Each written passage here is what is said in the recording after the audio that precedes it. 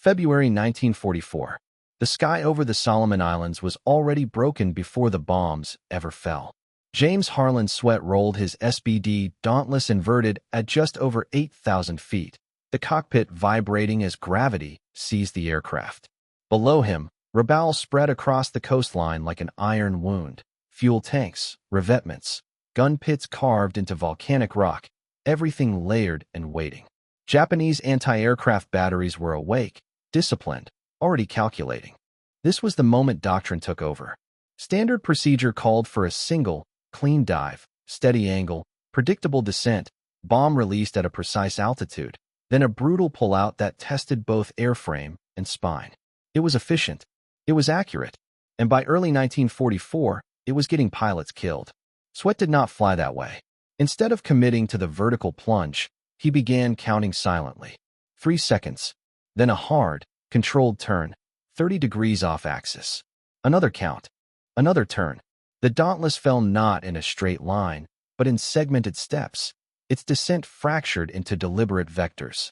From the ground, the gunners lost him almost immediately. Their calculations, lead angles, fuse timing, predicted fall rate, were built for certainty. Sweat gave them none. Bursts detonated where he had been, not where he was. Tracers stitched empty air. At 2,000 feet, Sweat aligned the target one final time. The geometry still worked. The bomb fell clean. He pulled out at barely 300 feet, engine screaming, wings flexing, but intact. No shrapnel strikes. No control damage. Not a single hole punched through aluminum. Behind him, his wingmen descended the traditional way and took fire. They landed furious. On the coral strip at Bougainville, pilots climbed from their aircraft with adrenaline still shaking their hands. Maintenance crews stared at Sweat's Dauntless in disbelief. The commander summoned him immediately. Sweat had 60 seconds to explain why he had ignored every rule he had been taught. The Pacific Air War was nothing like Europe. There were no contrails, no high-altitude margins, no clean separation between hunter and hunted.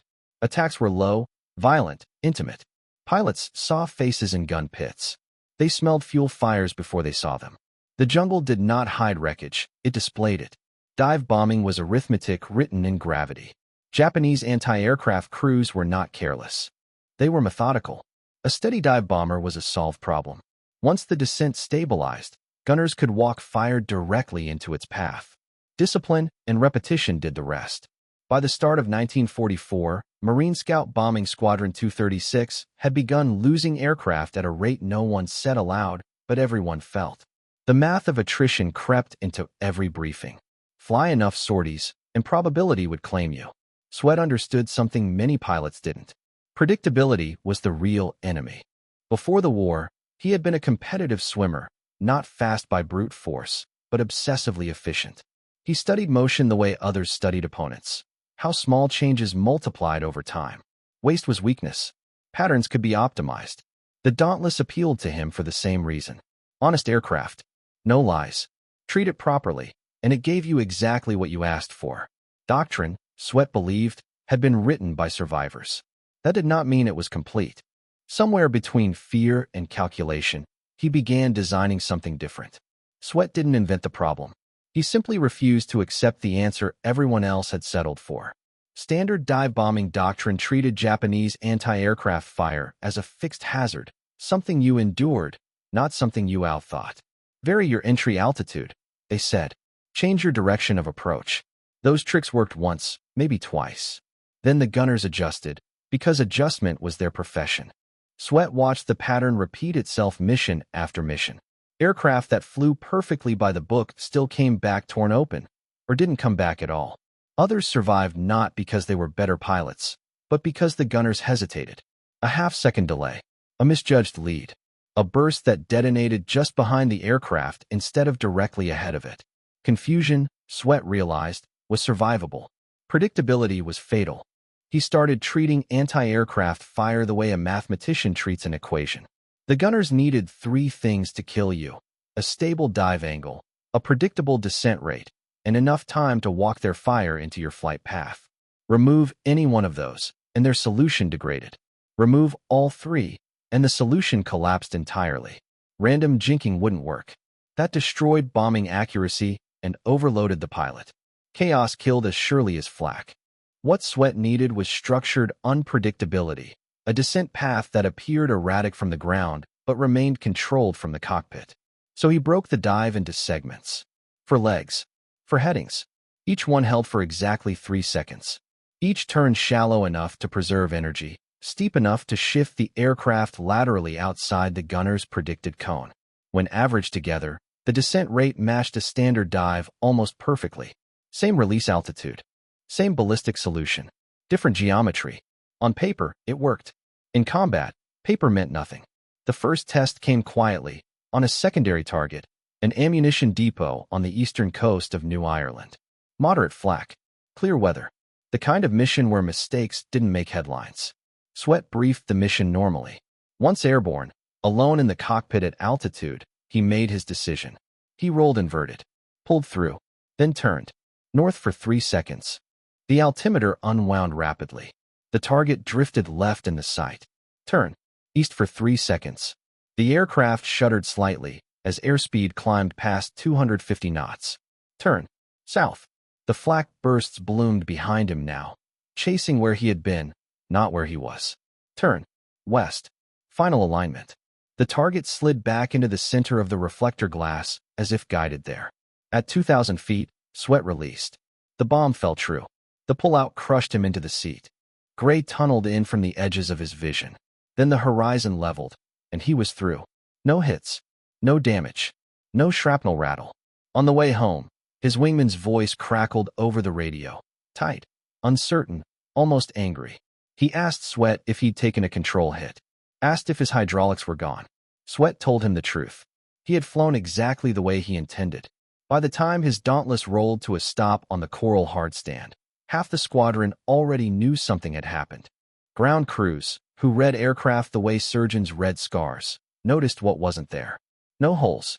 That evening, the squadron commander, Captain Eldridge, called Sweat in. Eldridge didn't shout. He didn't threaten. He listened. Sweat explained the geometry, the timing, how the descent preserved bombing accuracy while destroying the gunner's tracking solution. Eldridge told him it was dangerous, unauthorized, possibly brilliant. And then he did something rare. He allowed one more test against a red zone target. Rebel. 5 days later, Sweat rolled in again, this time with flak already filling the sky. Heavy guns. Experienced crews. No margin for luck. He flew the pattern exactly as designed. The bursts detonated behind him. Tracers curved toward empty air. The gunners were solving for an aircraft that no longer existed where they expected it to be. The bomb hit the fuel dump dead center. His wingmen followed the same pattern. Same result. They returned intact. That was when doctrine began to crack. Within weeks, Sweat's 4-step dive was being demonstrated quietly to flight leaders.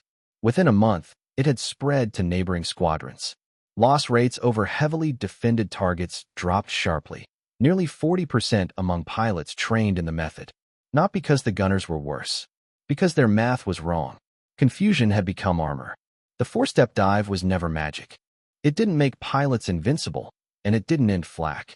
What it did was buy time, seconds measured in survival instead of wreckage. Within weeks, pilots trained in Sweat's pattern were coming home in aircraft that should have been torn apart. Not untouched, not clean, but alive. After-action reports began to echo the same phrases. Bursts behind us. Tracers missed, gunners seemed late.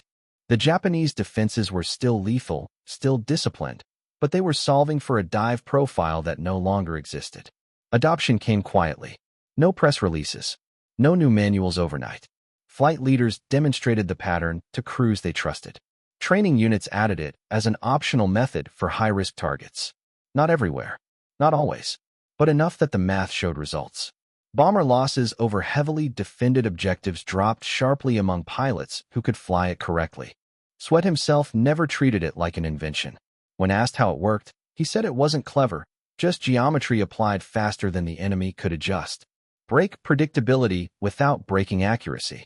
Move where the gunners aren't looking, not randomly, but deliberately. After the war, the Dauntless faded into museums and doctrine evolved again. Radar, rockets, jets. New problems, new solutions. The 4-step dive became a footnote, its origin blurred by repetition and time. But among the men who flew the Solomons, it was remembered clearly. They said Sweat wasn't the bravest pilot they knew. He was the calmest. The one who believed survival wasn't luck, it was something you could calculate, test, and repeat. In war, that kind of thinking doesn't always earn headlines. But it brings people home. And sometimes, that's the only victory that matters.